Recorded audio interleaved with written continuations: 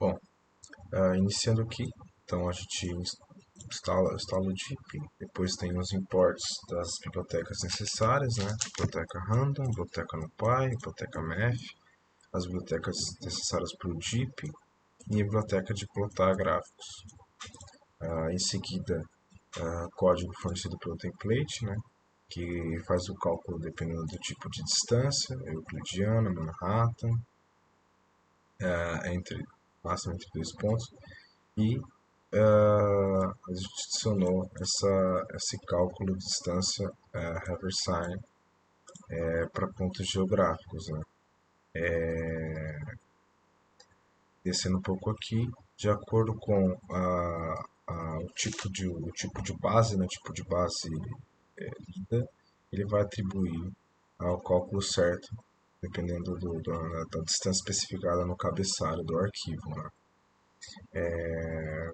Aí descendo aqui já para a função de custo, né, nós temos um aqui, nós temos uma variável z que vai pegar lá do dicionário aqui de cima a última e a primeira cidade, né, para fazer um for entre a segunda posição e o comprimento dessa lista de distâncias, e se a cidade atual, né, dentro dessa lista, e a cidade anterior estiverem no dicionário, ele vai atualizar o z com as distâncias e também vai retornar o z.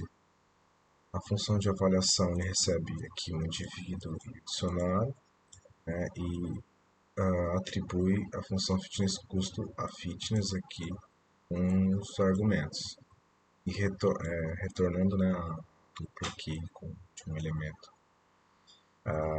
Aqui um dos datasets utilizados nas combinações, né?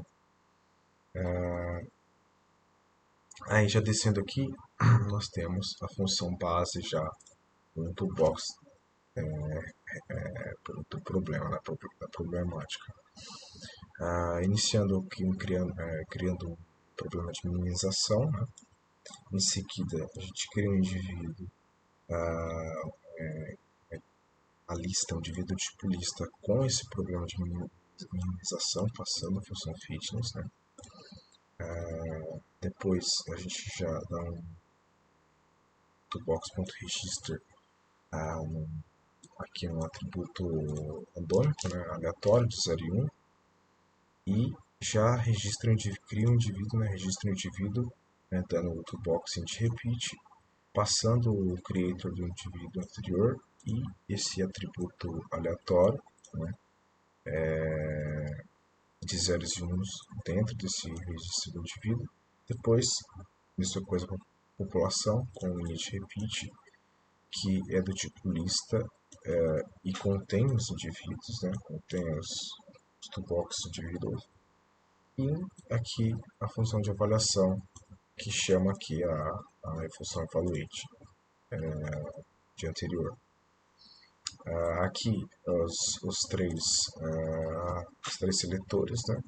Cruzamento foi um dos utilizados foi esse, com índice de 0.05, de mutação um deles foi também o Shuffle Index, com índice de probabilidade de 0.05, e de seleção um deles também foi o Roulette. E para finalizar a minha parte, aqui das variáveis definidas então aí no número de gerações foi 150. Nessa combinação, né, dessa base, a probabilidade foi 1, de mutação foi 0.05. Olá, boa noite. Sou o Wendel, sou o segundo integrante do grupo junto com o Gabriel. E eu vou falar sobre como a gente está utilizando para executar o nosso algoritmo genético. Né?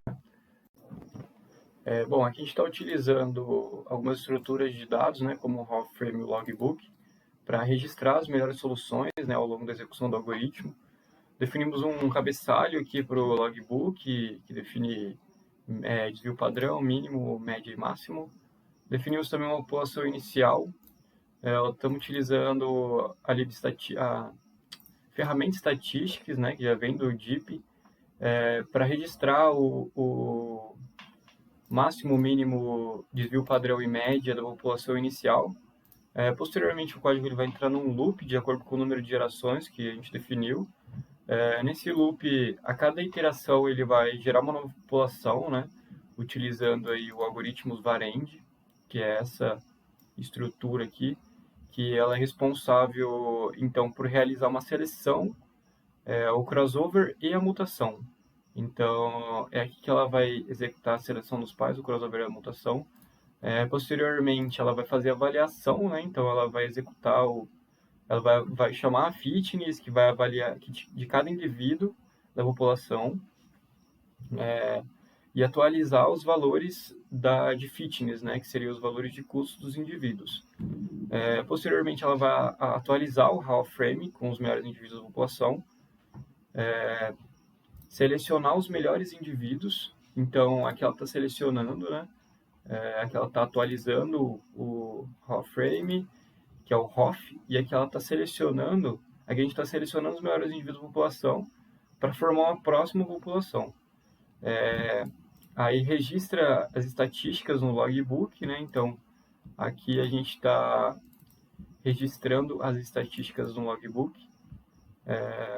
E após o loop terminar, então aqui acabou o for, aí ela vai selecionar o melhor indivíduo do raw frame e imprimir o valor da fitness, né, o value da fitness. Então aqui a gente já tem o melhor indivíduo que o nosso algoritmo genético conseguiu encontrar.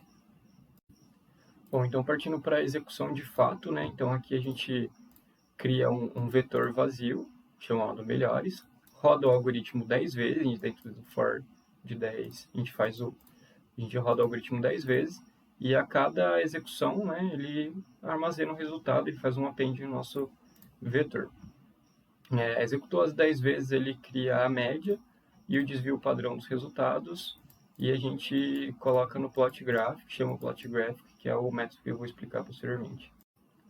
Bom, e aqui a gente está desenvolvendo o plot graph, que é um método que tem como parâmetros de entrada um vetor com as melhores soluções, médio desvio padrão. A gente cria uma figura com alguns subplots, né? Então, uma figura com dois gráficos, figura 16:8. Um dos gráficos é o gráfico das melhores soluções, então cada melhor solução corresponde a um ponto, que é um gráfico do tipo scatter, né? E tem uma linha laranja, que ela vai representar a média dentre as melhores soluções. Então aqui é uma questão de visualização, a gente definiu umas labels aqui para ficar legal o gráfico, e o segundo gráfico, dentro da mesma figura, corresponde ao gráfico de desvio padrão, né? E no final, a gente está colocando as labels, e no final a gente dá um pet show, que é o responsável por plotar o gráfico. E ele fica assim, né? Esse é um exemplo do que a gente já tinha rodado, então cada ponto azul representa uma melhor solução, e a média está em laranja no gráfico 1, no gráfico 2 a gente tem um gráfico de desvio padrão.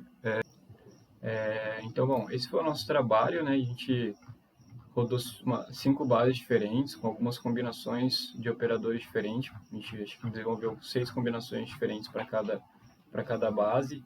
E, bom, eu acabei percebendo também que a gente precisa também acertar na combinação dos operadores para trazer o melhor resultado, né? Algumas combinações de operadores que a gente rodou para certas bases trouxeram resultados grotescos, mas por outro lado, para toda a base tinha uma combinação ideal, né?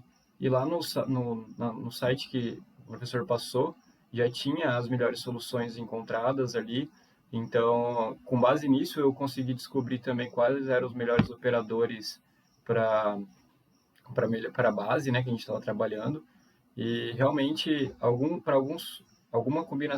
certas combinações de operadores trouxeram uns resultados excepcionais, porém outras combinações acabaram divergindo muito o resultado do outro, que acabava perdendo muita confiabilidade, né, na solução. Então, mas para todas as bases que a gente rodou, a gente se aproximou muito do que tinha como solução ideal lá no site. Então, a gente percebeu que era a questão de acertar os operadores certos, né?